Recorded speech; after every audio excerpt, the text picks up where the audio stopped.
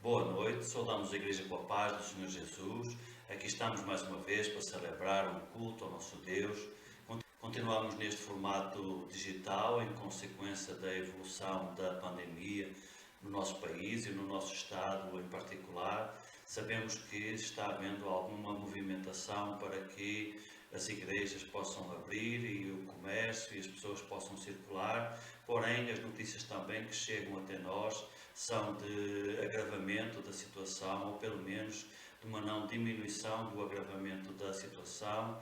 O número de mortes continuam altas, as UTIs continuam lotadas, os hospitais continuam cheios, então a nossa preocupação continua sendo grande, independentemente das ações políticas que dominam muitas vezes as decisões.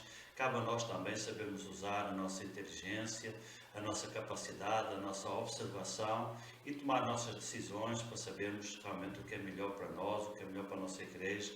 E a nossa decisão realmente é que continuemos nos protegendo, continuemos nos resguardando, porque a situação que estamos vivendo realmente não é fácil e Deus nos guarde de precisarmos de um internamento, porque da forma como as coisas estão, muitas vezes as pessoas acabam morrendo ou vendo a sua situação de saúde se agravando, justamente porque, além da gravidade do vírus e da doença, a preocupação maior neste momento é a carência dos cuidados hospitalares. Então a nossa decisão é de continuar nos protegendo e por isso continuamos também com este modelo de culto virtual. Ainda assim, não deixe de acompanhar os nossos cultos, não deixe de se alimentar da Palavra de Deus, não deixe de adorar o nosso Deus porque Ele merece e é digno. Ele tem sido connosco, tem-nos guardado, tem-nos protegido. Então, renda o seu louvor, a sua gratidão ao nosso Deus. Se junte connosco neste culto que estamos celebrando ao Senhor. O culto verdadeiro é o que sai do coração. Então, que os nossos corações se unam, ainda que cada um na sua casa, mas que individualmente ou como família possamos nos juntar, possamos nos reunir e glorificar o nosso Deus através da nossa vida. Amém? Pois vamos louvar o Senhor, vamos cultuar o Senhor, vamos celebrar o Senhor na nossa vida, porque em meio às provas, em meio às dificuldades, é aí que nós sentimos ainda mais claramente a presença e a misericórdia do Senhor por cada um de nós. Quero agora lhe convidar para fazermos uma oração, pedindo através dela a bênção e o direcionamento do Senhor para o nosso culto. Amém? Pois vamos orar. Nosso Deus, estamos-te gratos pela tua graça, misericórdia e bondade para com a nossa vida.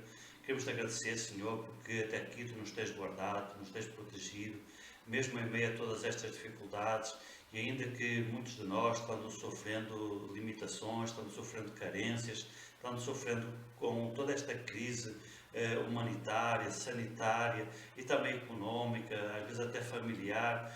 Tudo isto traz dificuldades à nossa vida, mas ainda assim, nosso Pai, tu tens sido connosco, tens sido fiel na nossa vida, tens nos abençoado, tens cuidado realmente de cada um de nós. E nós queremos, Senhor, durante este culto, render na Tua presença a nossa gratidão, Senhor, pela Tua fidelidade, pela Tua graça, pela Tua misericórdia para connosco. Vem, Senhor, ser celebrado, pois, no nosso meio.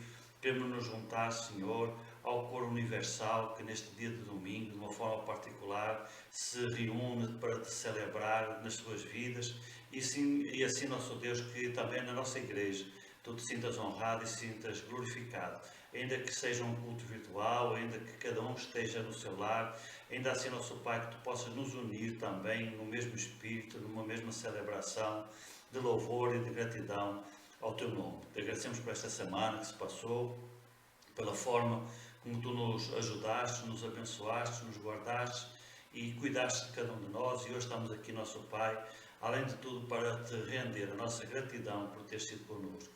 Vem, pois, nos ajudar também neste culto, que o teu Espírito tenha toda a liberdade para tirar dos nossos corações verdadeiro louvor, verdadeira gratidão, verdadeira celebração ao teu nome. Esperamos em ti, nosso Deus, e desde já te agradecemos por todas as coisas, em nome de Jesus. Amém. Graças a Deus, eu quero agora lhe convidar para louvarmos o Senhor com cânticos conhecidos da nossa igreja. Separamos, como de costume, 2 louvores para celebrar ao nosso Deus. Se junte connosco, pois, numa atitude de louvor e adoração, cante louvores ao Senhor, porque isto agrada o coração do Senhor. Vamos louvar.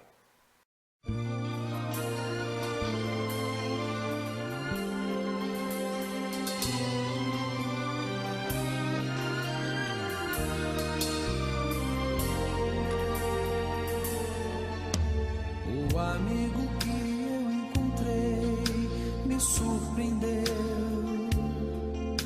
Quando todos me deixaram, ele me acolheu e sarou minhas feridas, das algemas me livrou. Lhe falei do meu dilema e ele me escutou. Lhe falei do meu passado e me perdoou. Isso teve um alto preço que ele já pagou. Me mostrou as mãos feridas por amor de muitas vidas, e uma dessas muitas vidas era eu.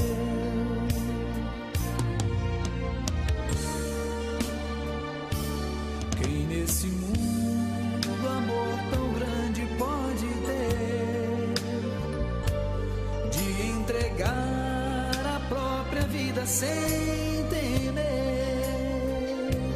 Quem já sentiu a dor de ser cravado em uma cruz, pagando pelos erros que não cometeu, e olhar nos olhos de quem tanto mal lhe fez, e sem ressentimento oferecer perdão?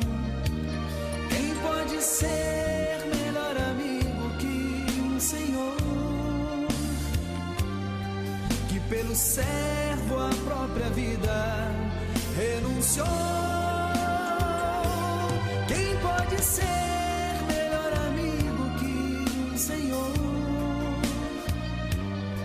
que pelo servo a própria vida renunciou?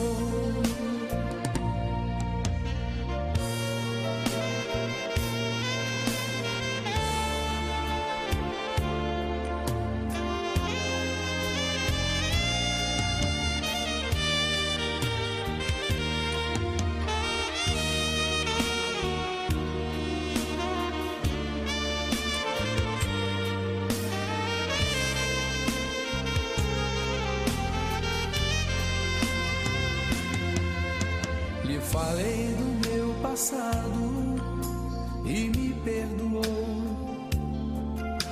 Isso teve um alto preço que ele já pagou. Me mostrou as mãos feridas por amor de muitas vidas, e uma dessas muitas vidas era eu.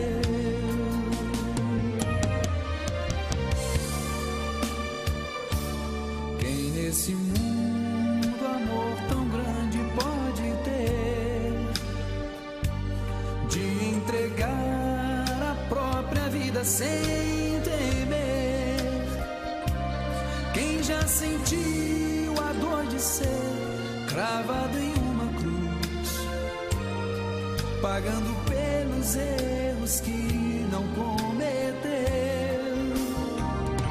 e olhar nos olhos de quem tanto mal lhe fez, e sem ressentimento oferecer perdão?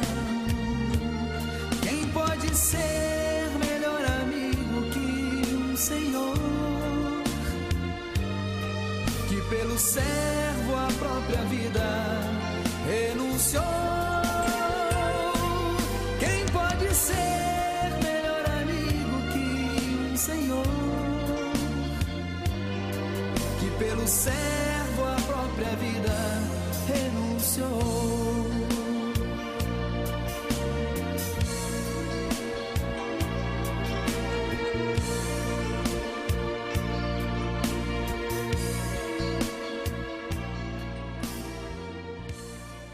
Graças a Deus, temos ainda um segundo louvor para compartilhar com você e para que através dele nós sejamos guiados numa atitude de louvor e de adoração ao nosso Deus. Vamos continuar louvando o Senhor.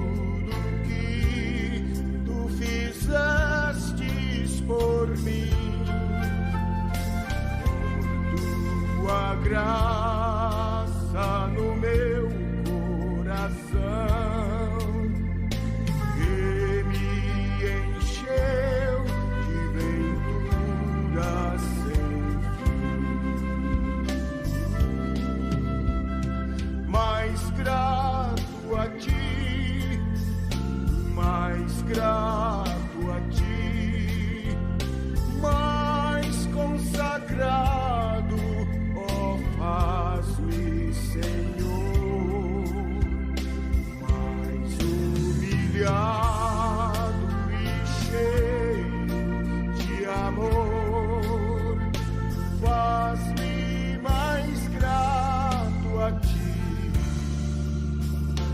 mais grato a ti, de graça deste ao meu coração a santidade, a paz e a fé, gozo celeste e consolação,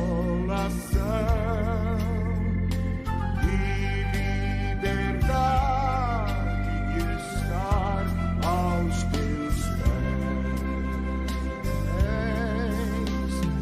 Mais grato a ti, mais grato a ti, mais consagrado, ó, faz-me, Senhor, mais humilhado e cheio de amor, faz-me mais grato a ti,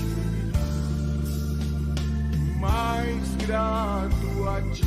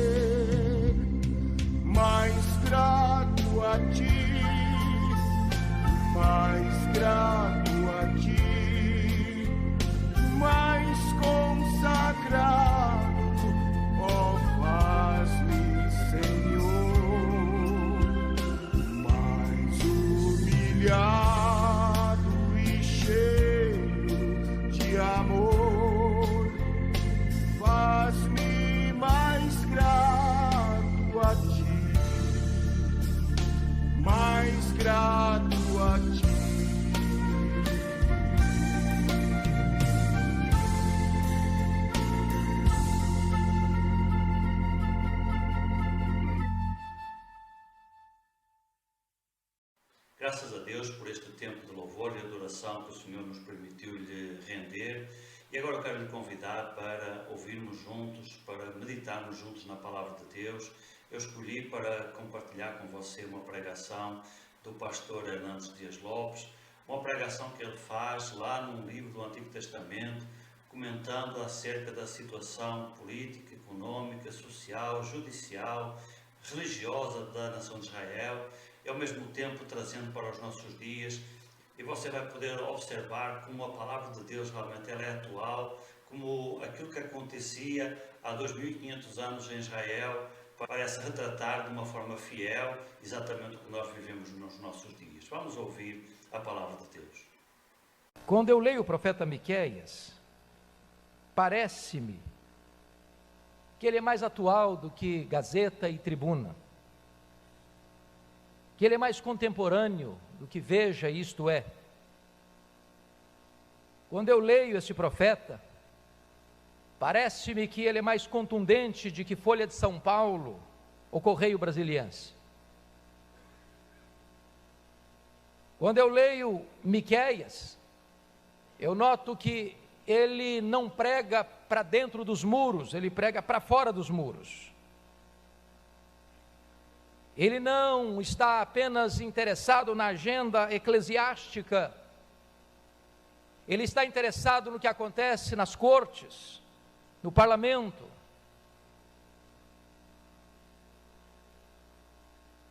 Ele está interessado no que acontece no comércio. Ele está interessado no que acontece na economia da sua nação e na economia mundial. Esse profeta tem coragem de levantar a sua voz e de diagnosticar os grandes e graves problemas da sua nação e denunciar esses pecados, como pecados ofensivos ao Deus Santo, que é Rei de toda a terra. Quando eu leio o profeta Miqueias, parece-me que ele não está fazendo um diagnóstico de Judá, nem de Israel, parece-me que ele está fazendo um diagnóstico do Brasil. E antes de entrar na exposição do texto lido, gostaria que vocês compreendessem à luz do que ele escreve, qual é o diagnóstico que ele faz da sua nação. E vale ressaltar que Miqueias está há 2.750 anos antes de nós. E parece-me que os problemas lá vividos, lá denunciados, são ainda os problemas que hoje vivemos em nossa nação. Os tempos mudaram, mas o homem não mudou. O coração inclinado para o mal. Na linguagem bíblica, o coração desesperadamente corrupto, urdindo, maquinando, tramando aquilo que é contra a lei de Deus, aquilo que fere o próximo, aquilo que desagrega a sociedade. Então, chamo sua atenção para ver o diagnóstico que esse profeta está fazendo do seu povo. Preciso que você coteje comigo alguns textos. Em primeiro lugar, veja o capítulo 2, versos 1 e 2, o que ele vai dizer. Ai daqueles que no seu leito imaginam a iniquidade e maquinam o mal, à luz da alva o praticam, porque o poder está em suas mãos. Se cobiçam campos, os arrebatam, se casas, as tomam. Assim fazem violência a um homem e a sua casa, a uma pessoa e a sua herança. Eu chamo isso aqui, amados, de aparelhamento do Estado para a prática do crime. Notem vocês que ele levanta a questão de alguém que pensa, que imagina, que deseja, que nutre no coração algo, e ao romper da alva, ele põe em ação esse desejo, essa cobiça, porque o poder está nas suas mãos. Porque tudo está tramado, orquestrado para que aquilo que ele deseja seja posto em execução. Não há impedimentos, não há entraves, não há obstáculos, porque o Estado foi domesticado para isso. Mas notem mais, notem comigo, por gentileza, quando ele examina a sua nação, no capítulo de número 3, verso 2, a parte A, ele diz assim: os que aborreceis o bem e amais o mal. Chama a sua atenção que o profeta não está dizendo que o seu povo está tolerando o erro, está tolerando o mal, está sendo complacente com o erro, mas o que ele está denunciando é coisa pior, mais grave, mais perversa.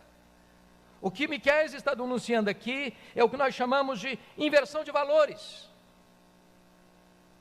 Notem vocês que o bem é aborrecido, que o mal é amado.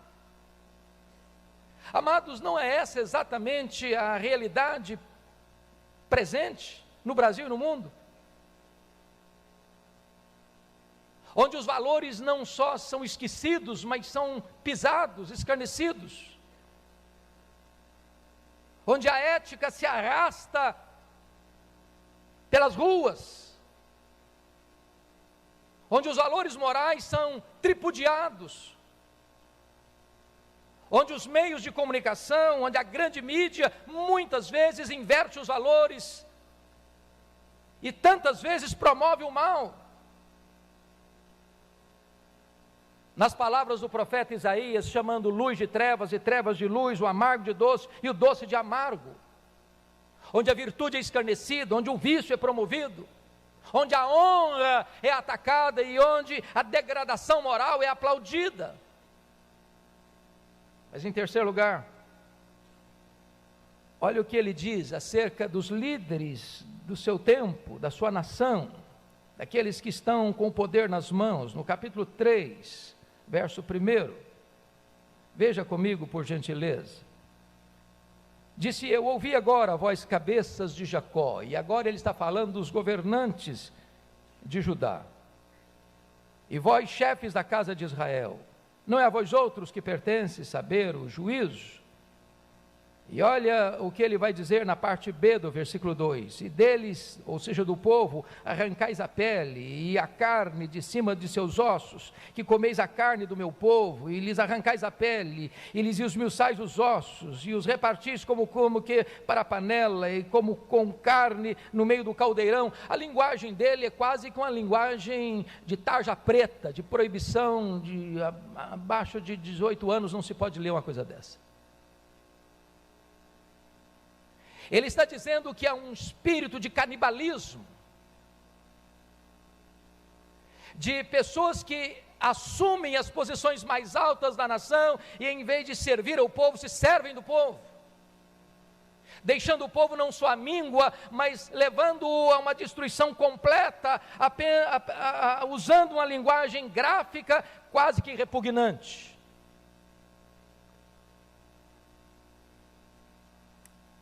E essa linguagem é complicada e nós estamos às vésperas de uma eleição e o Brasil todo voltado para essa questão tão importante. E tem sido dito tantas vezes, de tantas formas, que às vezes você não precisa puxar um gatilho para tirar a vida de uma pessoa. Você não precisa dar uma facada para tirar a vida de uma pessoa. Quando aqueles que estão na posição de diáconos de Deus para servir o povo, saqueiam o que deveria ser destinado ao bem do povo, para se locupletar, eles estão matando. Quantas crianças, quantos velhos, quantos pobres, nas filas longas de um hospital, morrem à míngua, porque não tem atendimento em tempo oportuno. Quantas pessoas que marcam a cirurgia, e essa cirurgia só vai poder acontecer daqui a 1 ano, e quando chega o dia da cirurgia, essa pessoa não pode mais comparecer, porque ela foi a óbito, e essas pessoas morrem, porque faltou o recurso, não porque não havia recurso, mas porque o recurso foi desviado. E na linguagem do profeta, isso é uma linguagem pesada de canibalismo contra o povo. Notem comigo, ainda, que quando você vê um cenário desse, você pensa assim: bom, mas existe o poder judiciário, existem os tribunais, existem as cortes, e o papel das cortes, do poder judiciário, é corrigir isso, é não permitir que isso aconteça, é punir aqueles que surrupiam os direitos do próximo e defraudam o valor e os direitos do próximo e atacam os preceitos legais. Mas vamos ver como é que estava o poder judiciário daquele tempo. Olha comigo, capítulo 3, versículo 11. Está escrito: os seus cabeças dão as sentenças por suborno. E aí você começa a perceber que aquele poder que deveria ser a reserva moral da nação, também já se rendeu ao esquema. E aí você começa a perceber que há um esvaziamento de esperança, porque ainda que alguém reivindique seus direitos, esse direito não será contemplado, porque as sentenças não são dadas com base na lei, nem para preservar a justiça, mas essas sentenças são dadas porque os juízes foram comprados e subornados. Mas você pode argumentar o seguinte: bom, quando os governantes se corrompem, quando o poder judiciário se corrompem, existe uma reserva moral na nação. Que reserva é esta? É a igreja. É a igreja. A consciência do Estado. Aquela que exerce voz profética. E como é que estava a igreja na época de Miqueias? Confira comigo o capítulo 3, versículo 5. Assim diz o Senhor acerca dos profetas que fazem errar o meu povo e que clamam paz quando têm o que mastigar, mas apregoam guerra santa contra aqueles que nada lhes metem na boca. Os profetas se corromperam. Os profetas venderam a sua consciência. Os profetas estão a serviço do mal e não da pregação da verdade. Oh, amados irmãos, isso é gravíssimo. É quando a própria igreja também se entrega ao esquema. E eu pergunto a vocês que conhecem o Brasil, vocês têm visto isso? Pregadores se vendendo? Transformando a igreja em empresa? Transformando a palavra de Deus em produto? Transformando o púlpito num balcão? Transformando o templo numa praça de negócios? Vocês têm visto isso na nação brasileira? Eu não estou falando agora, irmãos, do Brasil, eu estou falando de Israel e de Judá, mas parece que o profeta está falando de nós. Aí você argumenta, bom, mas tem algo para olhar aqui ainda. Veja, por favor, versículo 11, a parte B. Olha comigo. Os sacerdotes ensinam por interesse, e os seus profetas adivinham por dinheiro. E ainda se encostam no Senhor, dizendo, não está o Senhor no meio de nós, nenhum mal nos sobrevirá. Oh, amados irmãos, a religiosidade brasileira se corrompeu. Há muitos pregadores hoje que pregam por dinheiro. A motivação deles é ouvir o metal. Já venderam a sua consciência, já prostituíram o seu ministério. Já transformaram a igreja numa fonte de riqueza pessoal. A ponto de correr solto o adágio, pequenas igrejas, grandes negócios. Mas você pode argumentar ainda, bom, se os poderes constituídos se corrompem, se a igreja se corrompe, existe uma reserva moral. E a grande reserva moral de uma nação são as famílias. As famílias. Mas a pergunta é, como é que estava a família naquele tempo? Olha comigo, capítulo 7. Versículo 6. Porque o filho despreza o pai, a filha se levanta contra a mãe, a nora contra a sogra, os inimigos do homem são os da sua própria casa. Nesse cenário cinzento da nação, a família também tinha se rendido ao desmando. Eram núcleos de tensão. E sabe, amados, uma das coisas mais chocantes que nós estamos vendo no Brasil e no mundo é o ataque frontal à família. É a tentativa de desconstruir esse núcleo base da sociedade. São as redes poderosas de comunicação que assintosamente criam seus programas, suas telenovelas, para desbancar com os valores da família, para achincalhar com os valores morais. Isso é um suicídio, porque na verdade nenhuma nação é forte se as famílias são destruídas.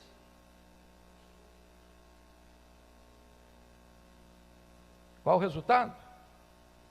Olha comigo, algo triste no capítulo 7, versículo 3.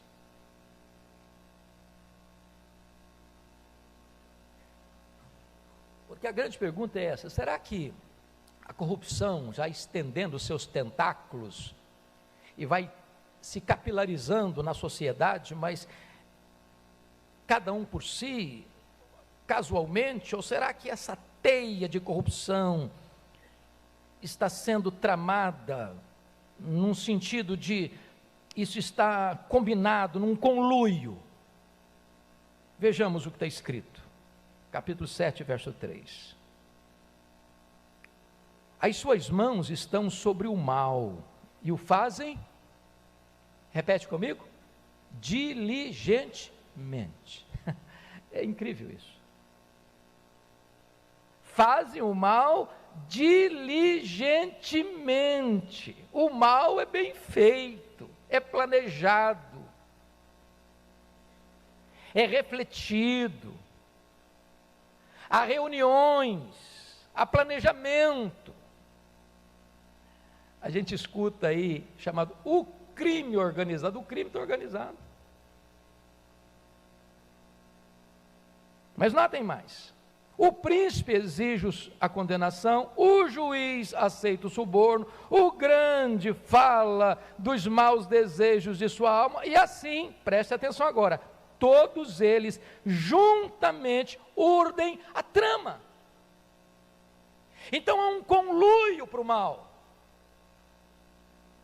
Resultado, olha o que o profeta vai dizer, como que num ato quase que de desespero.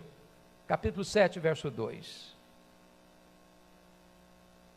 Ele denuncia a caotização da sua sociedade. Olha aí o capítulo 7, verso 2. Pereceu da terra o piedoso, e não há entre os homens um que seja reto. Todos espreitam para derramar sangue, cada um caça a seu irmão com rede. Oh, irmãos, poderia ter um cenário mais triste do que esse? Mais sombrio? Mais realista? E notem que eu não estou falando do Brasil, eu estou falando de um país há 2.750 anos de nós. E vocês estão pensando que eu estou descrevendo o Brasil. Bom, agora vamos entrar no texto lido. Porque se vocês perceberem, é em virtude desse diagnóstico que o profeta escreve o capítulo 6, numa linguagem poética, porém real, onde ele vai criar um cenário de um tribunal, de um júri. E notem vocês agora que montado esse tribunal e esse júri cósmico, em primeiro lugar, a acusação é feita, nos versos 1 a 5.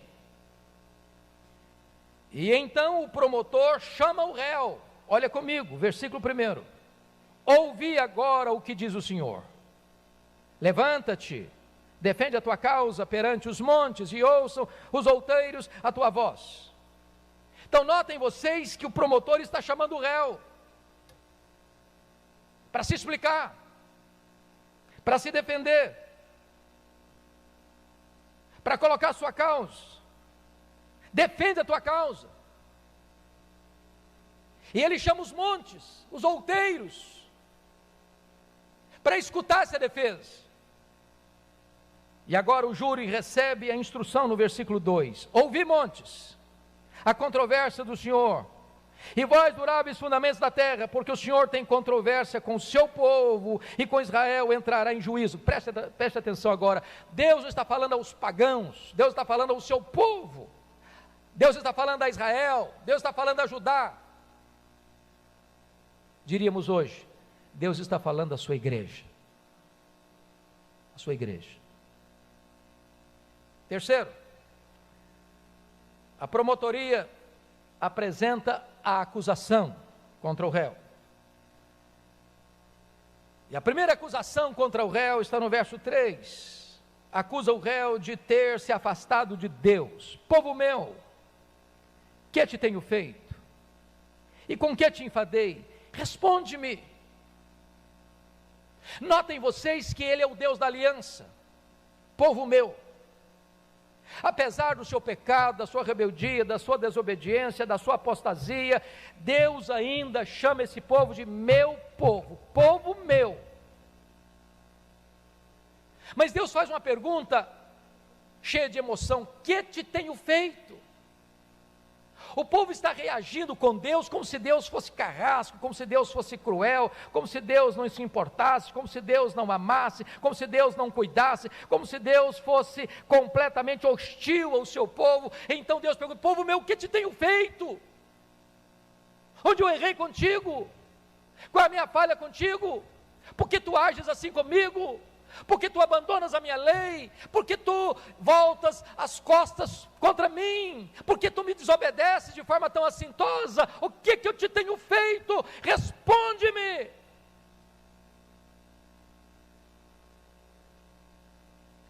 Segundo lugar, a promotoria acusa o réu de não valorizar a libertação de Deus. Confira comigo, por favor, versículo de número 4, pois te fiz sair da terra do Egito e da casa da servidão te remi, e enviei adiante de ti Moisés, Arão e Miriam. Notem vocês que a primeira coisa que eles não valorizaram foi a redenção, pois te fiz sair da terra do Egito e da casa da servidão te remi. Era escravo, agora é livre. Estava debaixo de um jugo pesado, agora esse povo é livre. Agora vamos pensar na igreja: estávamos perdidos e fomos achados, estávamos mortos, encontramos vida, vivíamos nas trevas, agora vivemos na luz, éramos escravos do pecado, da morte, do diabo, agora somos livres, e apesar disso, temos tantas vezes nos voltado contra Deus, e das costas para Deus, e Deus está perguntando: povo meu, o que eu te tenho feito? Por que não valorizas o que eu fiz, te redimindo, te resgatando, te perdoando, te dando salvação, te dando vida eterna? Terceiro, a promotoria acusa o réu de não valorizar a sua liderança espiritual. Olha comigo, versículo 4, a parte B: e enviei adiante de ti Moisés, Arão e Miriam, líderes de proa, de vanguarda, da mais alta categoria, líderes que oraram pelo povo, que conduziram o povo, que toleraram o povo, mas o povo não valorizou essa liderança. Quarto lugar, a promotoria acusa o réu de não valorizar as bênçãos concedidas a ele. Olha o verso 5 comigo, por favor. Povo meu, lembra-te agora do que maquinou Balaque, rei de Moabe, do que lhe respondeu Balaão, filho de Beor. Notem vocês que nós, povo de Deus, temos uma memória curta. Parece que nós temos uma amnésia espiritual. Deus nos abençoa, Deus nos dá vida, Deus nos dá saúde, Deus nos dá prosperidade, Deus nos dá família, Deus nos dá igreja, Deus nos dá nação, Deus nos dá leis, Deus nos dá bênçãos espirituais, mas precisam ser lembrados, nós esquecemos. O contexto aqui é o seguinte: foi contratado um profeta para amaldiçoar o povo, e Deus reverteu a maldição em bênção. As pessoas intentam mal contra você e Deus reverte isso em bênção. Gente orquestra contra você para destruir você, e Deus vai lá e protege você. E o povo não valoriza. Quinto lugar, a promotoria acusa o réu de não valorizar a providência generosa de Deus. Olha o verso 5, parte B. E do que aconteceu desde Sitim até Gilgal, para que conheças os atos de justiça do Senhor. O que significa Sitim e Gilgal? Esses dois locais, essas duas geografias, representam o quê? Se você lembrar da história bíblica, Sitim foi de onde eles começaram a caminhada no deserto, e Gilgal foi onde eles entraram na terra prometida, onde cessou o maná, porque tinham tomado posse da promessa. Em outras palavras, Deus os abençoou do começo da jornada ao fim da jornada, de A a Z, de alfa a ômega. Deus foi constantemente abençoador e o povo não valorizou. Feita a acusação ao réu, agora notem comigo que a defesa fala. O réu então começa a se posicionar para responder às acusações feitas.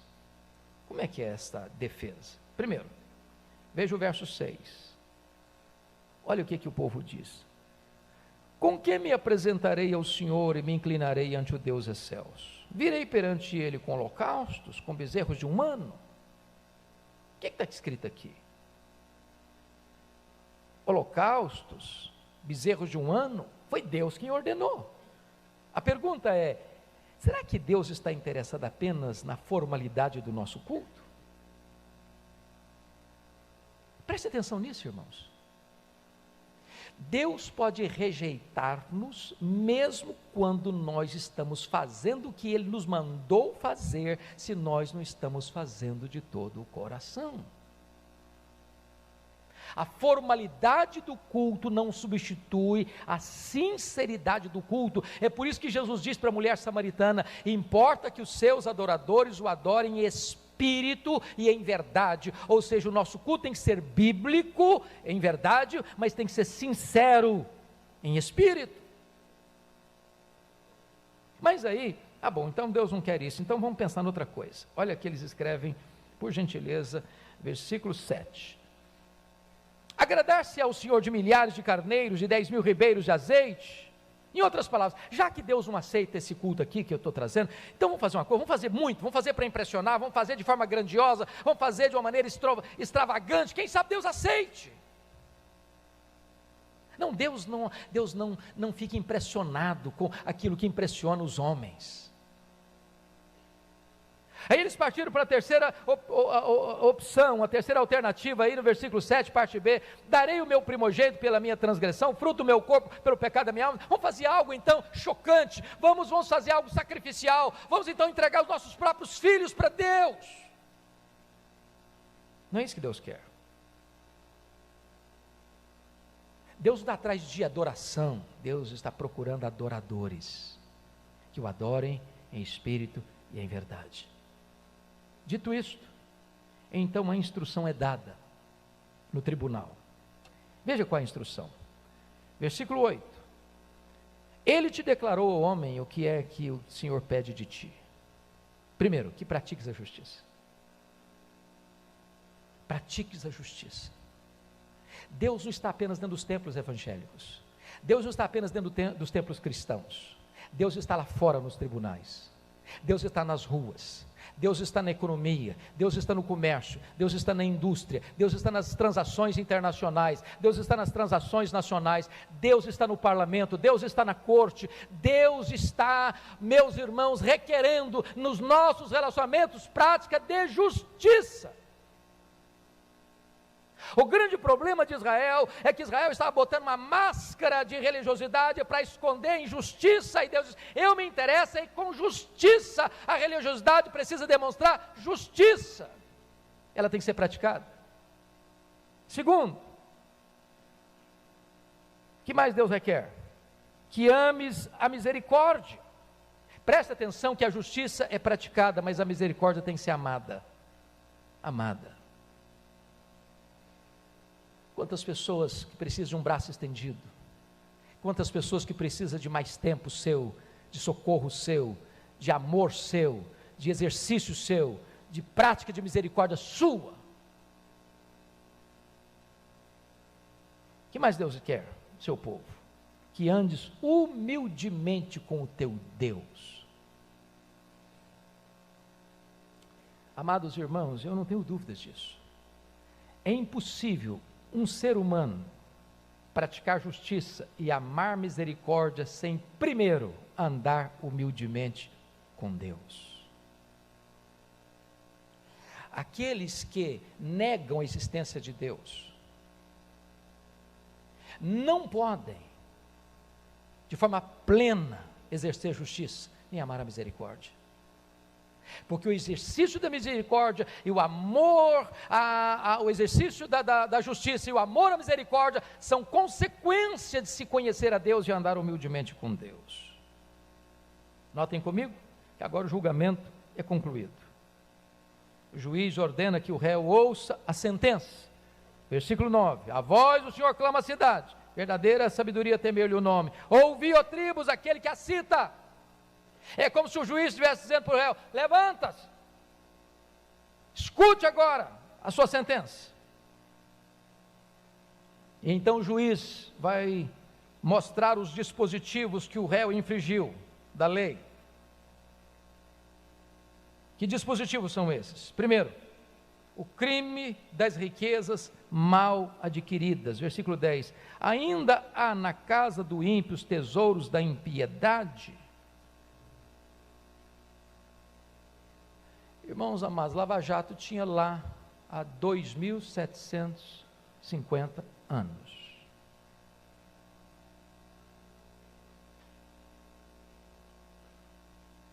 Muita gente acumulando riquezas ilícitas. Muita gente saqueando os cofres, sejam públicos ou privados, e acumulando riquezas da iniquidade. Quando você olha esse cenário brasileiro de grandes empresários, de grandes líderes presos, com malas de dinheiro, com rios de dinheiro, e você começa a perceber que a injustiça praticada em saquear isso e roubar isso e acumular, apropriar-se disso indevidamente, é algo que Deus não aceita. Deus não tolera. Ele não é Deus dos templos apenas, Ele é Deus da rua, Ele é Deus dos tribunais, Ele é Deus das transações comerciais, Ele não tolera isso. Segundo, que dispositivo o réu infringiu? Leia comigo, por favor, versículo de número 11. O mecanismo da corrupção comercial. Diz no verso 10 ainda: ainda há o detestável efa minguado? Poderei eu inocentar balanças falsas e bolsas de pesos enganosos? O que é isso aqui? Corrupção do comércio. É o jeitinho de surrupiar o direito do outro através de um comércio falso, ganancioso, avarento. Você vai no supermercado comprar 1 quilo de trigo e você leva para casa 950 gramas, pensando que está levando 1 quilo. Você vê lá na embalagem todas as características do produto que você está comprando, mas na verdade o produto lá dentro não tem aquelas características. Você vai comprar 1 litro de gasolina e tem mais outros, tantos produtos lá, contaminados, que não é nada a ver com gasolina. Você vai comprar 1 metro de pano e te vende menos de 1 metro por 1 metro.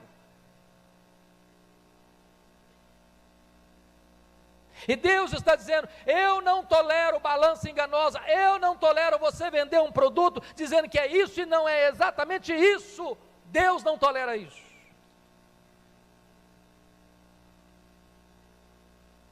Mas mais, que dispositivo o réu infringiu?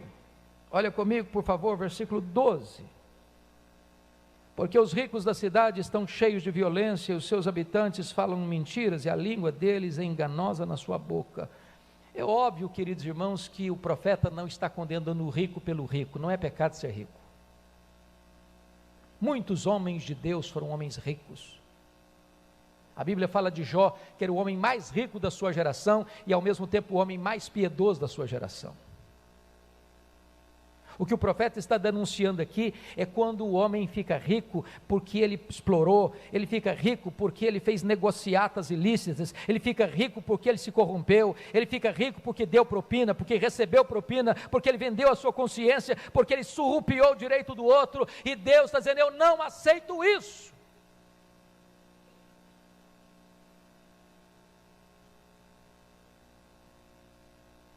Então, para concluir, essa cena do tribunal, o juiz aplica a sentença.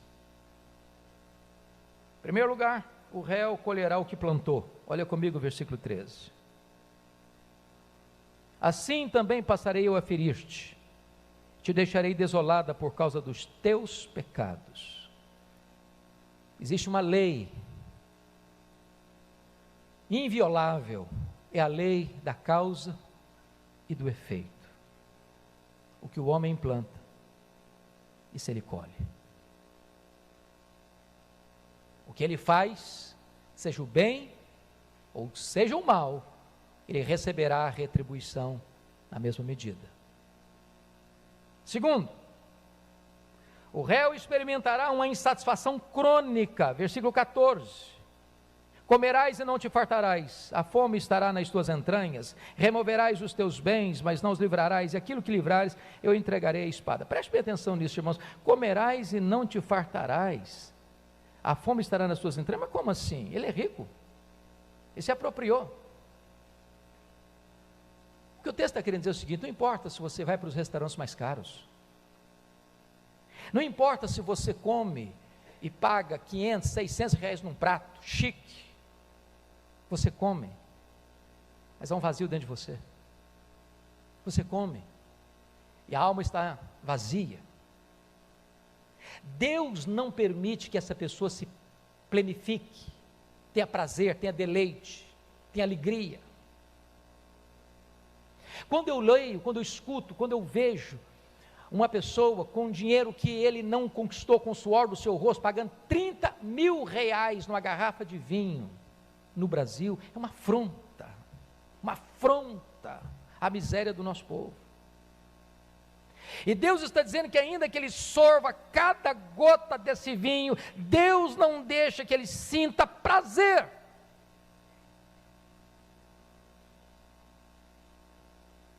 Terceiro, o réu perderá seus bens. 14b, removerás os teus bens, mas não os livrarás, e aquilo que livrares, eu entregarei à espada. Amados irmãos, vocês todos têm acompanhado o que tem acontecido no Brasil, e eu fico pensando, o que é melhor? É ser um rico desonesto, ou ser um pobre íntegro? Pense comigo nos nossos concidadãos que estão presos por causa desta corrupção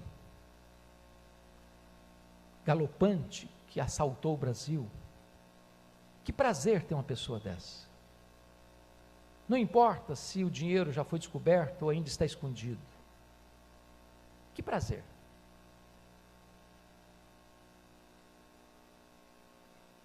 Deus está dizendo: eu não vou deixar você usufruir isso. Ainda que ande de jatinho particular ou de iates caras, não, Deus não vai deixar. Porque o problema não é não usufruir o bem em si, o problema é que a satisfação interior não vem. Porque Deus não permite.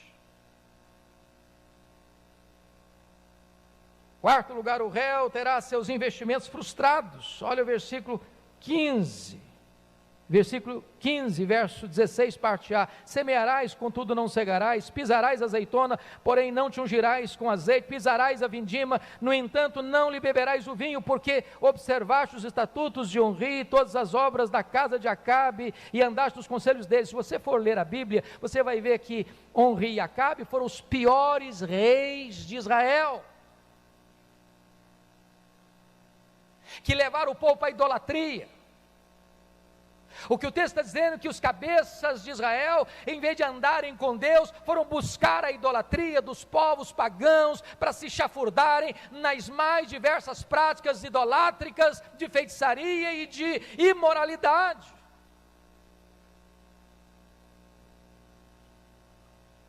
Então, chegamos ao fim.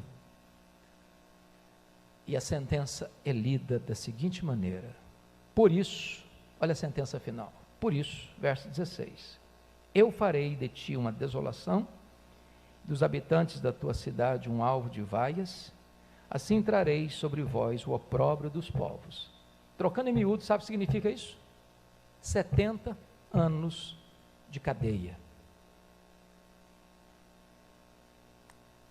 O povo de Judá seria levado para um cativeiro amargo, toda a riqueza saqueada, todos os bens queimados, todos os filhos escravos, todos os nobres, dos filhos dos nobres, castrados e feitos eunucos.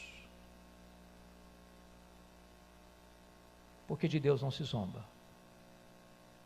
A alma que pecar, essa morrerá. Que o homem semear, isso ele ceifará. Bom, já pensou o réu saindo, condenado? E aí você pergunta, tem esperança? Tem saída? Eu pergunto para vocês, tem saída? Tem saída para o Brasil? Tem saída para a igreja? Vamos ver o que o profeta diz? Eu quero concluir. Qual é a saída que o profeta dá?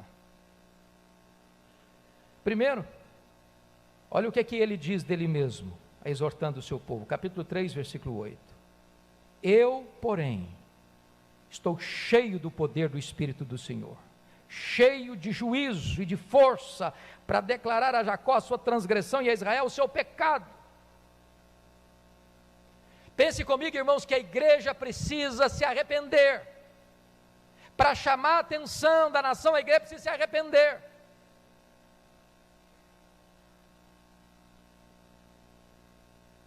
Porque hoje parece que o mundo está olhando para a igreja e diz, se arrependa, igreja.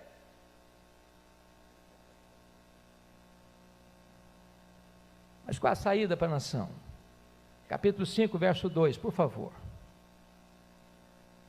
E tu, Belém Efrata, pequena demais para figurar como grupo de milhares de Judá, de ti me sairá o que há de reinar em Israel, e cujas origens são desde os tempos antigos, desde os dias da eternidade. Sabe qual é a saída para a nação? Ele está fazendo uma profecia do nascimento de Jesus, daquele que nasceu para reinar,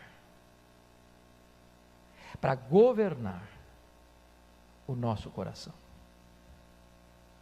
Não tem saída, irmãos, a não ser em Jesus Cristo. Para o empresário, para o trabalhador, para os políticos, para os governantes, para os governados, para a família. A única saída é que cada um receba, se submeta ao reinado de Cristo, seja um súdito de Jesus Cristo, seja um servo de Jesus Cristo, porque quando Ele governa o nosso coração, aí a mudança, aí a transformação, e a mudança da nação começa quando cada um de per si é transformado. Quando o homem é transformado, a mulher é transformada, os filhos são transformados, a família é transformada, a igreja é transformada, a sociedade é transformada, a nação é transformada. Segundo, olha capítulo 7, versículos 18 e 19. Aí você diz, bom, mas será que tem esperança para nós, diante de tantos pecados aqui relatados?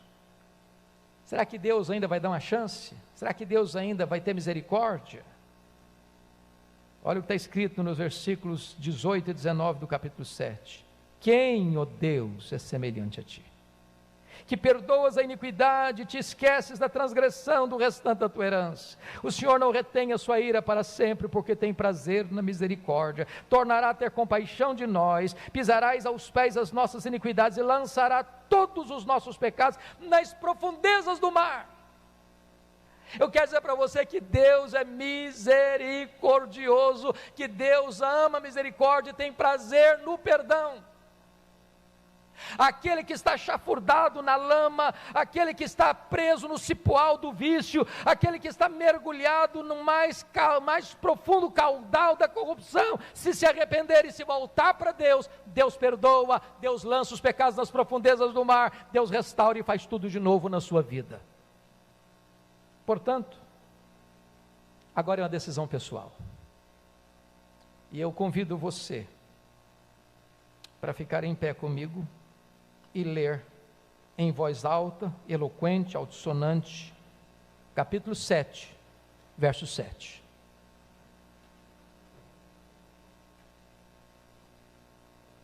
O que é que cada um de nós vai fazer? Porque apontar para os erros dos outros é fácil. Fazer um diagnóstico dos problemas do Brasil e da igreja é fácil. A posição é, o que é que eu vou fazer? Agora é comigo, agora é com você. Todos a uma só voz, bem forte, bem eloquente. 7:7, vamos ler. Eu, porém, olharei para o Senhor e esperarei no Deus da minha salvação. O meu Deus me ouvirá. Amém. Graças a Deus pela palavra que o Senhor trouxe até a nossa vida e pelo culto também que o Senhor nos está permitindo de celebrar. Eu quero agora lhe convidar para fazermos uma oração final, através da qual nós queremos render a nossa adoração, a nossa gratidão ao nosso Deus, por todo este culto que o Senhor nos permitiu de celebrar. O nosso desejo é que verdadeiramente o nosso Deus, o nosso Pai querido, o nosso Senhor Jesus, pela ação e pelo direcionamento do Espírito Santo, tenha-se sentido verdadeiramente honrado e adorado através do culto que estamos lhe celebrando. Vamos orar. Nosso Deus, queremos te agradecer por este culto, Senhor, que está nos permitindo te celebrar. O nosso desejo, o nosso Deus, é que verdadeiramente tenhas sentido honrado e glorificado através da tua igreja neste lugar, através da adoração de cada um dos nossos irmãos e amigos, que tenha realmente subido até a tua presença, a nossa gratidão, Senhor, o nosso louvor, a nossa adoração. Obrigado também pela palavra, Senhor, que trouxeste aos nossos corações hoje, uma palavra que retrata a vida do teu povo há muitos séculos atrás, mas ao mesmo tempo tão atual e que representa aquilo que nós estamos a viver aqui no nosso país. Nosso Pai, o nosso desejo é que tu trabalhes na vida dos nossos governantes também, dos nossos líderes, seja judiciais, seja religiosos, seja políticos, para que haja uma atitude de verdadeira honestidade e integridade no direcionamento deste país. Tu nos ensinas na tua palavra a orarmos pelas autoridades, por aqueles que nos governam, e essa é também a nossa oração, para que tu trabalhes na vida destes líderes, destes dirigentes, para que sejam realmente mais íntegros, mais honestos, mais sinceros na sua governança, e assim que os seus governos possam ser uma bênção para o nosso povo. Ó Senhor, que tu trabalhes depois nesta nação, repreende qualquer ação maligna que tenha procurado escravizar esta nação, Deus, não permitas, antes liberta, Senhor, este povo. Ó Senhor, também que tu possas nos libertar desta pandemia, de toda esta situação que nós estamos vivendo. Nós lembramos aquele texto da tua palavra de outrora, quando o teu profeta dizia que se o teu povo se humilhar, se quebrantar, e orar e clamar na tua presença, tu ouvirias a sua oração e estenderias a tua mão para libertar e para curar o teu povo. Que assim possa acontecer, pois, conosco. Sabemos que a cura está na humildade, a cura está na humilhação do povo na tua presença. Tira de nós qualquer espírito de altivez, qualquer espírito de arrogância, Deus. Nos ajuda a nos quebrantar verdadeiramente na tua presença, reconhecer o nosso pecado, reconhecer as nossas fraquezas, as nossas fragilidades. Todos nós realmente somos pecadores, nosso Pai, por natureza, por prática, por inclinação da nossa própria carne. Mas, ó Senhor, que tu tenhas misericórdia de nós, que tu nos ajudes também a reconhecer realmente essa situação crítica da nossa alma e a buscar o teu perdão, a buscar com humildade o quebrantamento dos nossos corações, para que assim tu possas ver realmente que há uma atitude de quebrantamento, em particular no teu povo, e dessa maneira tu possas estender a tua misericórdia para nos libertar, para nos curar, para nos ajudar em meio a toda esta situação que estamos vivendo. Que tu nos ajudes, nosso Deus, e que tu abençoes o teu povo, a tua igreja, e que realmente a tua igreja possa ter uma atitude de humildade, de quebrantamento na tua presença, para fazer a diferença neste país que realmente é tão necessário.